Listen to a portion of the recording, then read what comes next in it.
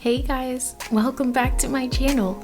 It's so weird that I'm coming to you from this point of view, but I've realized that when I talk and when I speak, it is better when I am not in front of a camera and just sitting down and talking to you guys about what I like and explaining. It just helps me explain things better. I have no idea why. It's just how I am, and I wanted to try this new little method out for my anime reviews. But I'm gonna have some where I show my face, some where I don't show my face, and I'll have like pictures and little videos that you guys can watch while you're listening or while you're cooking or cleaning. You can just listen to it as I talk about my review. Alright, with that being said, I am so excited to share with you my anime review segment. This segment is going to be about all things anime. I love anime. It's been there for me through the hard times, through times where I've been depressed, anxiety episodes. Yes, I do have anxiety. I will talk about that later in another video. It's helped me through things that I never thought that I would be going through. It's just always been there with me, and I have a true, genuine love for anime. And it's always been around my life. It has always been there to protect me. I feel like it's like my buddy in disguise. Like, anime has always been there for me. And it makes me so good to see more people watching anime and getting and loving it the way I do, and me not having to feel bad because I'm watching quote unquote cartoons, even though they are very much adult cartoons. Do not let your kids watch this unless they are, mature and you think they'll be okay with watching stuff like this. It just depends on the anime too, like Fairy Tail. Fairy Tail is a good anime, a starter anime for kids, but still, they have a little nudity, blah blah blah. But yeah, we're just gonna talk about anime. So the first anime that I want to bring to you guys, you've probably already seen, probably already talked about, or probably heard about it and didn't know how to watch it. I would recommend you listen to this review after you watch it, or if you know you're not going to watch it and just want a basic outlook of what it was, then go ahead and start listening to this video. But I do not want to spoil you, so go ahead and watch it, or go ahead and sign out and come back when you are ready to hear this review, because it does have spoilers in it. But Parasyte, oh my gosh guys, like when I first heard about this show, like I saw it a little bit on Facebook, and I saw it at first glance on Netflix with my friend, and we saw the trailer. And I saw the trailer, a little bit of the trailer, a couple times before we saw the trailer that made us want to watch it. And I was like, meh, it looks okay, it looks weird. And then I watched the trailer with my friend, like all the way from beginning to end, and I'm like, what is this? What is this? I have to watch it. So we clicked on it, we watched the first episode, and we were hooked ever since. I know I definitely was, and he was too. So yeah, we were definitely hooked. I was like, oh my gosh, I have to watch this show now. Like, it's so weird and creepy, and it's scary good. Like, mind you, I don't like horror movies or scary movies at all. But I watched JoJo, and JoJo is kind of like this, but not really. So it was bizarre. It's a bizarre horror, which I am good with. I can't do straight horror stuff, but this one was pretty cool. Like, it was awesome. And just coming off the trailer, from watching the trailer, I knew it had more than horror to it, and I knew it had more things entailed into the story, and I was definitely right. Like, I was not expected to be invested in this show. Lo and behold, watched it with my friend, and it was like a love-hate relationship, because I binge watched. So I watched it from beginning to end, like in maybe like a week or two. but I would have finished it in like 3 days, knowing me, because when I binge watch stuff, I watch it to the extreme. I'll watch it until it's over, and that's my problem with watching things. So I'm trying to get better at that, not to watch all animes, but it just gets so good. The stories, some of the stories are just so good. You just want to watch and keep watching till it's all gone, and then you don't even realize that it's all gone, and then you get sad and try to find something else to watch. Well, when we first watched the first episode, I was instantly hooked. Like, I mean hooked. I couldn't believe how good the anime was. It was not only horror, but it had drama, romance, action. Like, it catered to all the viewers' emotions and needs. And on top of that, this is a part that I love the most. Like, it educates you in ways that you've never thought and would believe you thinking, oh wow, that's a good point that character made. Like, it was very it was like informative. And I love the fact that it had, unlike most animes, it had cell phones and relationships, and they actually kissed and hugged. I love that part of animes. You want to see them do real life stuff, and sometimes animes don't do that. They just do the story and that's it. They don't put relationships in it and realistic school schedules, because who stands out in their hallway before class for 40 minutes in a day, and they make them going to school and high school and stuff very realistic, and texting and all that kind of stuff. So I really like that about the show. It makes it more believable, beside the man-eating parasites. I really love the character development in this anime. Like, in the beginning, we had these certain people, and then in the end, felt like these people they grew and changed into completely different people, which happens in life. So I really like that it was realistic about that. They learned from situations that they were previously put in, and it helped them become an overall better person. Such as Migi. Migi was not like I thought he was going to be, like he is now. Like, especially in the beginning, he was very logical, because he has no emotion. He really has really never seen or felt human interaction. It was very heartwarming to watch, and he was overall a great character to see develop. Migi, he is my favorite parasite, of course. You cannot hate Migi. Shinichi though, ooh, I love saying his name. Shinichi. Hi, Shinichi. He glowed up, boy. Like, I was shocked at his little transformation. I was like, okay, I see you, Shinichi. He went from nerdy to herdy, from not to hot. You know what I'm saying? But it's crazy how he went from the little nerdy, emotional, regular kid to this hot hunk of junk. But at the end, he was mad, emotionless, and he was losing a part of his humanity. So I feel like the writer tells a story there. It's not all about the looks, but about who you are on the inside. And I loved how over time, he couldn't even see what was going on with himself. Like, he couldn't even understand why people were saying, oh, you're acting different, oh, you seem weird, because he was like, oh, I thought I was actually better, because he wasn't, like being before, he had a lot of anxiety.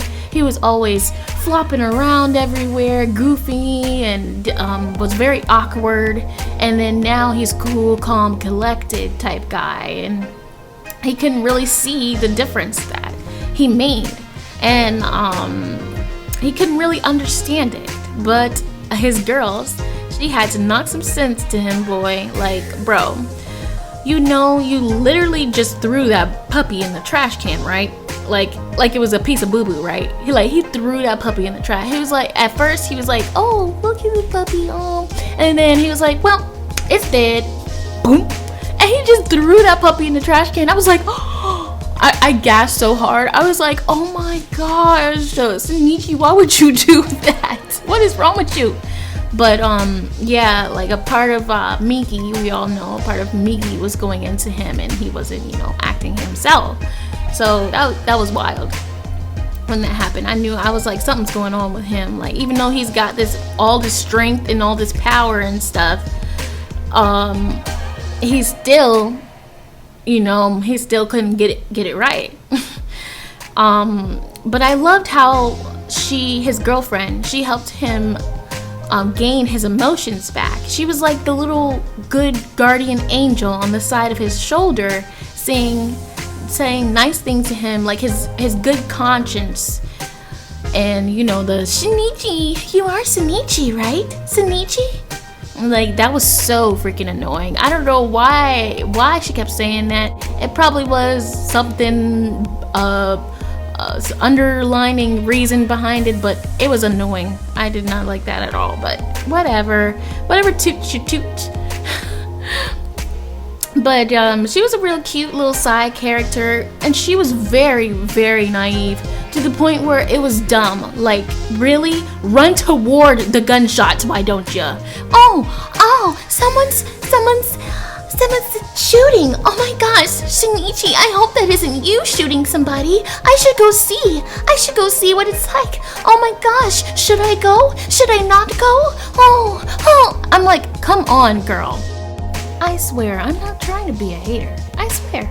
I wish they just gave girls more ability to have common sense in animes and in movies, period. Even though some girls, you know, aren't like that. Just give us, you know, a little brain for once. But yeah, she was very naive, but she was adorable. She was cute, and I loved her character because she helped Shinichi get his act together. Then there was his little side piece, Kana. Kana was very cute too. She was a little weird. In a good way though. I always wondered how she could feel other people who had a parasite in them. It was crazy. And it took me out when she died. Like, y'all, I was not expecting that at all. I wasn't entirely shocked because she was just like his girlfriend. It's like when they see that the door says shut and it says closed, please do not open. For the love of God, please do not open this door. They'll say, open it.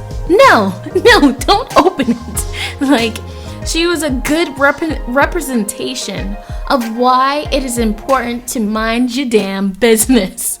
Like, she was all up in Shinichi business, and he kept telling her, hey, I'm doing some stuff, like, people back up, because he kept on telling her over and over, like, please stop, you know, don't follow me. And then he started to say, whatever, fuck it. Like, he was just like, you know what, might as well hang out with her. She seems cool, she won't get hurt because she can sense people, blah blah blah. But that is the same reason why she died. Like, because of this sense, she was like, she wanted to go on a random adventure to find Shinichi. And why? Like, I just don't understand why she wanted to go on this adventure, knowing that there are man-eating parasites in the town that have the same thing that Shinichi has. But she trusts her instinct so much that she's like, no, I know Shinichi's here. I know Shinichi will be here for me. Like, she had so much trust in Shinichi. Which, you know, some girls are like, they have so much trust in their boyfriend, girlfriend, blah, blah, blah. But, like, I wouldn't have, like, me personally, I wouldn't have done that. But, you know, to each its own. She was sweet, but again, very naive, very just, I think she had that puppy love. She was just in love too much, and that was the cause of her death. And I was so upset that she died.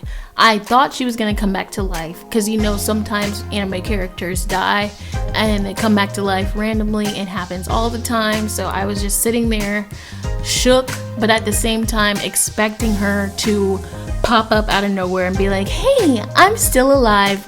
Like, but nope, it didn't happen. I was very shook at that. But I didn't think that the thing was gonna hit her in her chest, because I thought Nietzsche was gonna make it, because even in her dream he was like, I'll have you, sweetie, and whatnot like that. And you know, that thing moved so fast, it was like a gunshot. Like, it was crazy. Speaking of gunshots, I know y'all heard about my girl, the Ace Boone Coon, my woman in knight shining armor, Rico. Rico? I'm so bad at names. Rico. Like, she took those gunshots like ping pong balls. Like, she was fazed by nobody, and I loved her for that. She was my favorite character, to be honest. When I first saw her, I knew she was gonna buck up. Like, she was gonna mix some stuff up. Like, she was like a superwoman type Parasyte. Like, she was like the queen of parasites, but not really the queen, but I felt like she was the queen. And she still had to do what she had to do and save the world. Her world, the parasite world. She wanted to make a better world for her species, and she had to do what she had to do. I mean, we would do the same thing if our species was in jeopardy. We would get all that we had to do, you know. And I was mad that I actually loved her character. She was supposed to be the antagonist, and I loved her. Like, I was rooting for her. It's so crazy. It was like when you watch the Joker. If you haven't watched the Joker, go ahead and watch it, because you'll want to relate. I don't know. It's not even relating to him because he's killing people, but it's like you want him to succeed. It's crazy because he's the villain. It's weird to want a villain to succeed, but yeah, Lord, when she got pregnant, I was shook. Like, Nani? I was shook. And the whole time they were skipping through the pregnancy so fast, I thought she was having another Renesmee from Twilight. Like, I was like, is the baby super growing? Is it like hyper growing inside of her stomach? Is it half parasite? Blah blah. But nope, he came out a regular human. But for real, she was my favorite. And yeah, she was my favorite. Let me see here. She was my favorite because she did not give two shits what anyone had to say. She did not give two shits about anybody, towards that, but through anything, I loved her at the end when things started to get crazy. I loved that no matter what, she was still a true mother, and she actually grew into a person that I can respect, because even though she had all her other things going on, she still saved her baby when the baby went across the ledge. Like, kudos to her. She is a good mother. I don't care what species you are. I can't say, okay, I guess so. I can say that. Like, if you're a mother, if you're a good mother, let me say that. If you're a good mother, you are going to protect your child no matter what. Especially if you have feelings or emotions, or you're gaining feelings or emotions, like in this instance. And she did the damn thing. Like, when she was getting shot, man, like, I was like, what? Like, she protected that baby with her life, literally. And yeah, she deserves the spotlight. Like, she deserves a highlight. Oh, let me go back some. But yeah, and then when the baby came out, I was like, the baby was all chunky and stuff, and it had like the little little rosy cheeks. I was like, are y'all sure that's the right baby? Because I saw the daddy, Mr. A, and her, and I saw them together, and I was like, are y'all sure this the same baby? Because this baby don't look nothing like y'all. The baby had a different hair color and all. That's why I was like, is it part Parasyte? Like, well, I guess we'll never know. Because I really hope Shinichi would have grabbed that baby and raised him as his own, or raised him with his dad, and that would have helped them recuperate from his mom getting killed. You know, it would help them bond and all that kind of stuff, but that didn't happen for some reason. I don't know why, but I think it'll happen in the future, maybe in season 2, 3 or something in future seasons. But yeah, I love that it really changed her outlook on what it is to be a human, and what it is on living, and why we were made to live. Why were we created in the first place? She had you really thinking about what the meaning of life was, and what the meaning of her life was too. And in the end, she was a true mother, and I give her props for that. And she went out like a G. Just like my dude Yomagashi, or whatever. I don't care what anybody say. That dude deserves a spotlight. Whatever you need to give this man, cause he did a damn good job with his little police force, trying to protect and serve. Like, they did not go down easy, that's for sure. Like, he went in hard. Like, if I wanted somebody to protect me, I would have used them, because they literally laid down their lives to get the big crazy Parasyte, the final boss guy. It was crazy. Like, kudos to him. I love that FBI agent, and he did not deserve to go out like that. But I'm glad. I hope that he didn't suffer when his head was chopped off. I hope he didn't suffer, because he deserved a plaque. Give him what you can, what you need. He did the damn thing. And the fact that their lives were not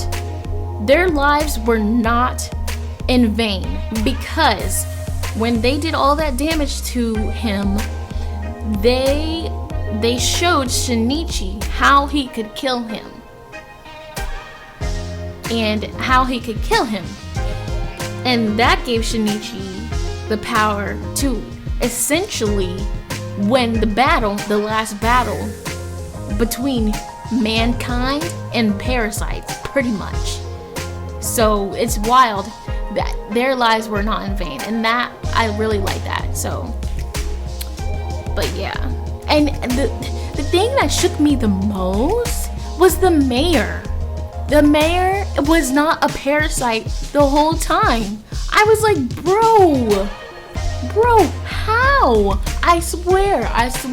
When one of the police officers shot the mayor, I instantly thought, he's not a parasite.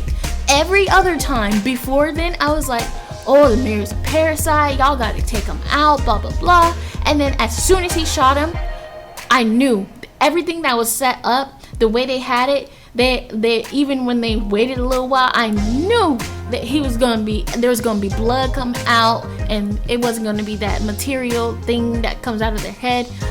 I knew he wasn't gonna be a parasite, and I was shook. I was like, I knew it, and I'm like, why? Why? I need answers. Why would he do this to mankind? Is it a result of self-hate? Is it because he hates humans? Or is it because he thinks parasites are or could be rulers of this world, and he wants them to succeed because he thinks it would be better for the world because humans are the virus? So that, I don't know, but that was very shooketh. That shooketh me. But self-hate does not equate to the parasites not knowing themselves. Like, they literally know nothing, and it's really crazy how they are so quote-unquote powerful, and they know nothing about each other, especially at the beginning. They was like, who am I? I just know I eat my own kind and I live and that's it. And I'm kind of smart if you give me some books. But it's just crazy how this species is actually smart, but they're not strong. So, and Rico really said that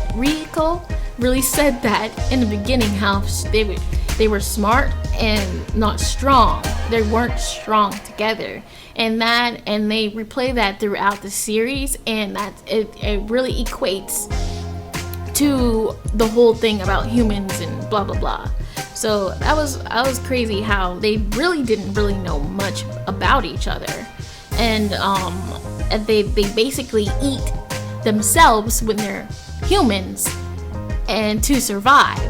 And I love how at a point Shinichi was like, oh, that's horrible, etc., etc. And Migi spit some facts. Like, he spit some straight street facts. Like, he was like, well, if we eat each other, but you eat other organisms to stay alive, so what would that make you? And I was just like, oh, okay, Migi. Okay, you did not have to go there.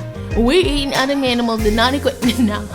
But I definitely saw what he was saying, because you know, you gotta do what you have to do to survive. And that was basically the main preference of the story. Like, we're humans, we eat meat. Some choose not to eat meat, but we're supposed to eat meat. We're supposed to be living animals. Plants are plants. They're living beings. They're living organisms, and we have to eat that to survive. So he really puts that into perspective. Like, hey, we're just doing what human or what not human or what nature told us to do to survive. So it really put that into perspective. And yeah, I was like, okay, Migi. I definitely was not expecting a little education from that, like a little facts, a little roasting from that. And so when the mincemeat murders continued, and Shinichi wants to do something about it, he starts getting involved more, and he starts defeating some parasites here and there. They had some side stories defeating some parasites and whatnot. And the instant of his mom dying still sends me chills. Like, R.I.P. mom. Like, she was such a great mama. Like, when she burned herself to save her baby, like, she didn't even flinch, nothing. When that pot of, I don't even know what it was, a pot of butter, a pot of soup fell, and it was right on her instinct. She went and grabbed that thing, made sure it didn't nothing hit on her baby, and even asked him, was he still okay while her arm is in pain and burning. That motherhood is truly amazing. Like, it's truly something. And it really shows that into this show, which I like. And it shows that good mothers rock, you know. And it really keyed into Riko's story about how love can change outlooks on life and its meaning. But that messed me up, my guy. Like, with the battle with her, like, went inside her, whatnot, and Shinichi had to fight her while she's looking like her mom. The parasite got into her and looked like her mom. I know that had to been tough, man. Like, and like, the parasite killed him, well, basically killed him. And you know, Migi, he saved him pretty much. And I knew that had to been hard for him to put his mama down. Like, I mean, it technically wasn't his mom anymore, but still, like, it's her body. It looks like her, like, and R.I.P. man. Like, he really went through a lot of stuff, and I felt like in the end it made him a stronger person, which plays into the key of life and learning and growing and becoming stronger. And it sucked seeing him so lonely and wanting to share and tell somebody about his problems. And But he knew he had to keep it a secret. And until he met my man, Mamoru and Jaw. Like, my comic relief guys. I'm so glad you guys are here. They were there, and I wish they had more airtime. They did not have enough airtime because they were like the key things to saying, oh, you're not alone, Shinichi. And it was funny to have them there because they were little silly little somethings. Especially at moments when Shinichi needed help. I wish they were there more, or they could have put them in more. And especially if there's a season 2, I would love to see them back. Like, they would have made the show a little bit more, like a lot more better, even though the show is already great. So yeah, they were like, I love them. They were like a key component into making a little laughter into everything, especially with everything going on. And they would have been definitely helpful with the fight against Miki.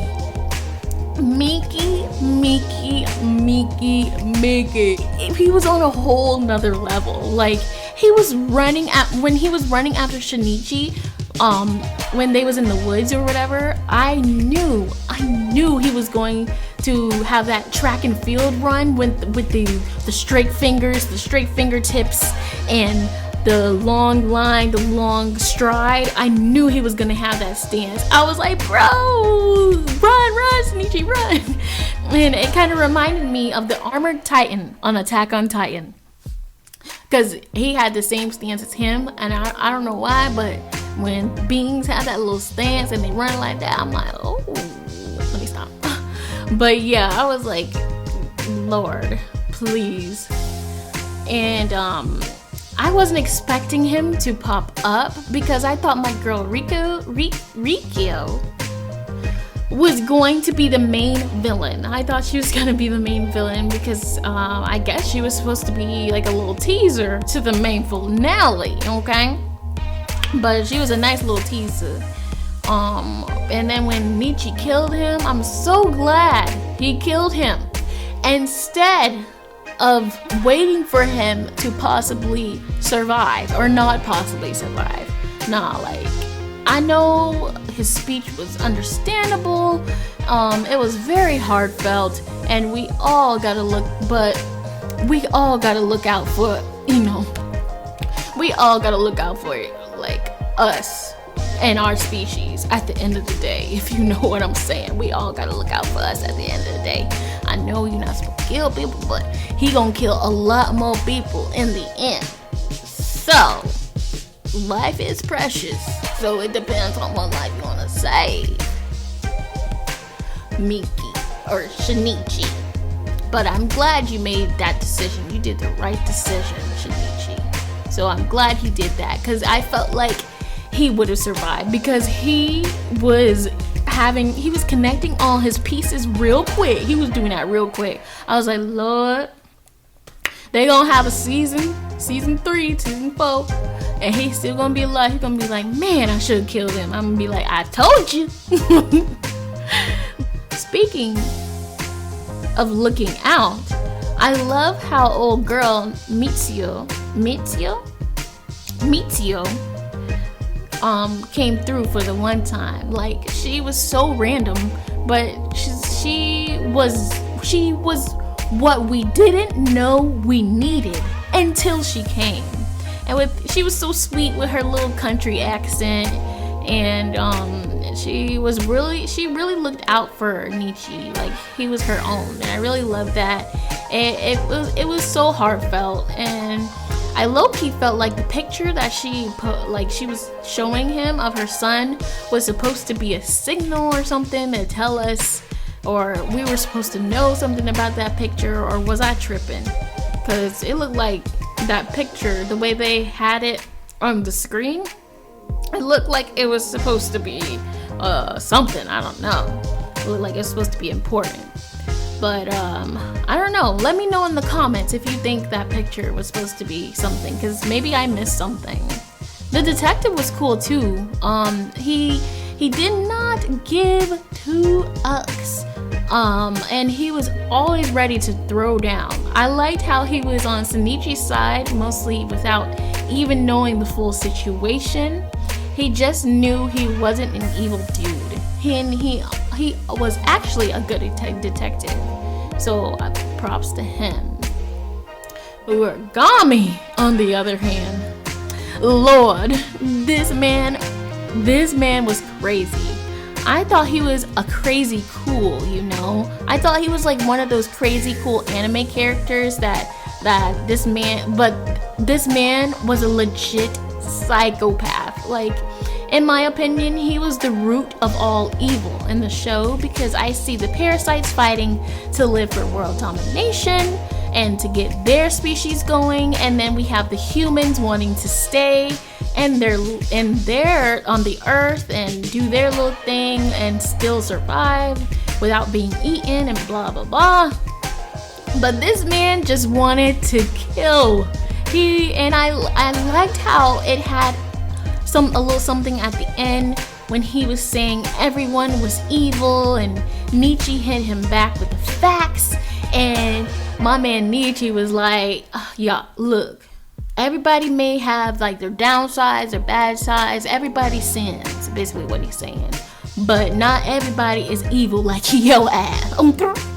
He had to spit him with the facts and was like, you know, not everybody is like you, dog. Like, he was on another level of evil. Like, he would just kill just to kill and have the satisfaction for it. And nobody on the show was really like that. Everybody had a purpose for why they were killing, who they were killing, blah blah blah.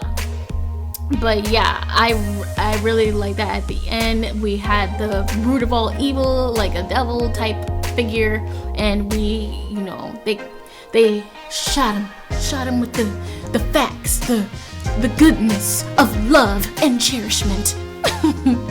But yeah, I really love that, and I'm so happy that this series didn't end with a cliffhanger.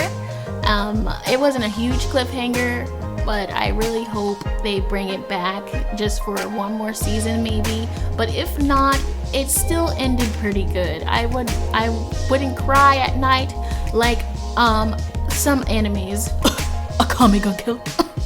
Just saying. But yeah, it definitely exceeded my expectations, and I cannot wait to see the next season, if they have one, if they're gonna do another one. It was definitely really good. So let me know what you guys thought about this series, or is it just me that I may be tripping, or was this series not the bomb.com? Like, I thought it was just gonna be something simple to watch while I'm waiting for other animes to come out and other animes to watch, but I was pleasantly surprised, and it left me off my seat the whole time, like from beginning to end. I was always wondering what's gonna happen next, what's the next episode, how many episodes was it. It was a really good show.